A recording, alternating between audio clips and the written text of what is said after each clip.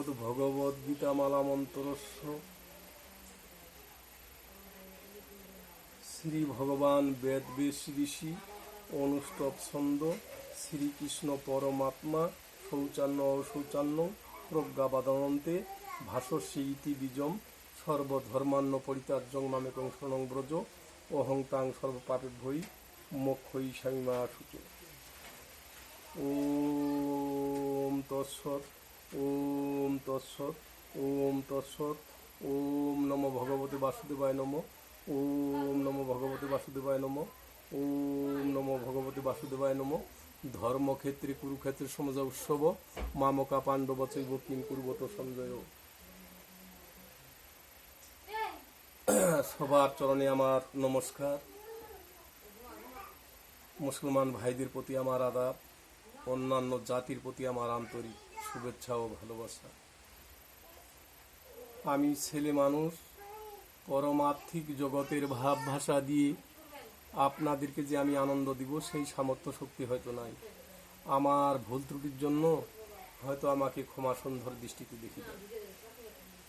আজকের আলোচনা বিষয় পরম আত্মা বিষয়ক আলোচনা।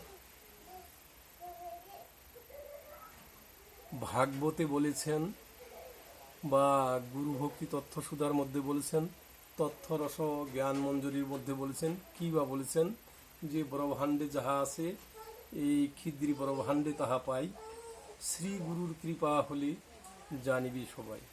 কৃপা ছাড়া জানা যায় না মা। তাহলে কৃপা কার লাগবে? একমাত্র গুরুর। তাহলে শাস্ত্রী বা কি বলেছে?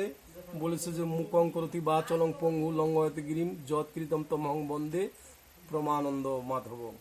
গুরু যদি কৃপা করে মা, তাহলে খরা লোকটাও পাহাড়টা লেঙ্গে যেতে পারে। অন্ধ হয়ে কি করতে পারে মা? পুঁথি শাস্ত্র লিখতে পারেন। তাহলে কার কৃপা লাগবে? গুরুর কৃপা লাগবে। তাহলে গুরুদেবের কথা কি বলেছে যে ব্রহ্মাণ্ডে যাহা আছে ভাণ্ডে তাহা পায়, শ্রী গুরুর কৃপা হলে জানিবে সবাই। তাহলে কার কৃপার দরকার হবে মা? গুরু। গুরু ছাড়া হবে না, মাধ্যম ব্যক্তি ছাড়া জানানো যাবে না। আজকের বিষয়টা আমি কি বলেছি? পরম আত্মা বিষয়। দেহের মধ্যে আছে। এই দেহটা কে নির্মাণ করেছে মা? সেই স্রষ্টা শ্রীকৃষ্ণ ভগবান। আবার এই দেহটা নির্মাণ করে কি করেছে? এর ভিতরে লুকিয়ে আছে মা। এটা জানার জন্য একজন নিশ্চয়ই মাধ্যম ব্যক্তির প্রয়োজন হবে না। মাধ্যম ব্যক্তি ছাড়া কোনোদিন কখনো জানা যাবে না। তাহলে এই দেহের মধ্যে আছে, তাহলে কি আছে? পরমাত্মা আছে। কোথায় বলেছে মা? ঋগ্বেদের ভাষ্য ভূমিকায় বলেছে। কি বা বলেছে? ইস্কং ভংতং। ইহার সরলার্থ বাংলা হলো, হে মনুষ্যগণ, পরমাত্মা ব্যতীত যাহারা অন্যের উপাসনা করেন তাহারা ভাগ্যহীন, তাহারা নাস্তিক। এই জনমটায় মানব জনম, পরে সে আর মানব জনম পাবে না। এরকম ভাষা মা গীতায়ের মধ্যে আছে। বাবারা, এই ভাষা হয়তো গীতায় আসি। গীতায় কত অধ্যায়? অষ্টাদশ অধ্যায়, অর্থাৎ 18 অধ্যায়। মক্ষযোগ। শ্লোক নাম্বার কত? শ্লোক নাম্বার হলো 66। 66 নাম্বারে কি বলেছে? বলেছে যে সর্বধর্মান্ন পরিত্যাজ্যং মামেকং শরণং ব্রজ অহং তাং সর্বপাপেভ্যৈ মোক্ষয়িষ্যামি মা শুচি।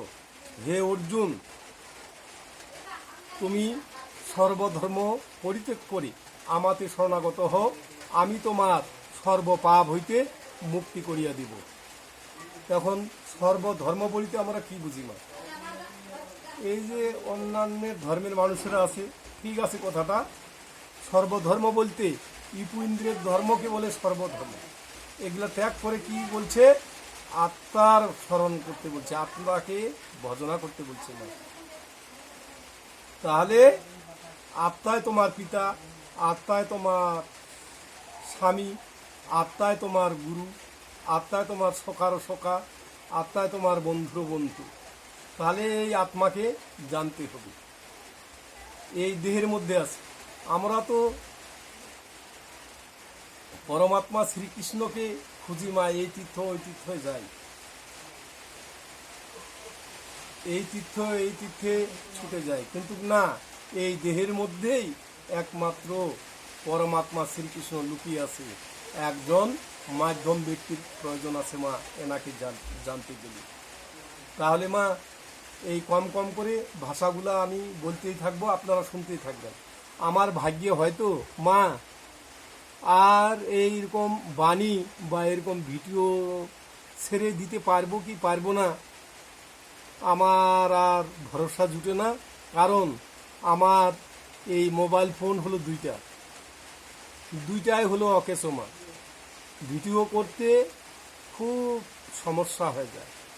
যখন ভিডিও চালু করি মাঝখানে একটা লেখা আসে দুইটা মোবাইল ফোনের, তাহলে আর ভাগ্যে হবে কি হবে না বলা যাবে না। এই কথাগুলো আপনারা শ্রবণ করেন, তাহলে মা দুঃখের কথা আর কি বলবো, দুঃখের কথা বলা যাবে না। দুঃখের কথা বললে দুঃখটা আমার হয়তো কেউ নিবারণ করে দিতে পারবে না। আমি যেতটুকু কর্ম করে এই পার্থিব জগতের মধ্যে এসেছি সেটুকুই আমাকে উপভোগ করতে হবে। আর কথাগুলো বাড়াবো না মা। তাহলে মায়েরা আছেন, বাবারা আছেন, আবারও গীতা মাহাত্ম্য ধরেন। গঙ্গা, গীতা, সাবিত্রী, সীতা, সত্যপ্রতিবতা, ব্রহ্মবলী, ব্রহ্মবিদ্যা, ত্রিসন্ধ্যা, মুক্তিগেহিনী, অধর্মমাত্রা, সীতানন্দা, ভবজ্ঞিনী, ভ্রান্তি নাশিনী, বেদোত্তরীয় প্রমানন্দা তথার্থ জ্ঞান মঞ্জুরি। ওম তৎসৎ, ওম তৎসৎ, ওম তৎসৎ, ওম শান্তি, ওম শান্তি, ওম শান্তি।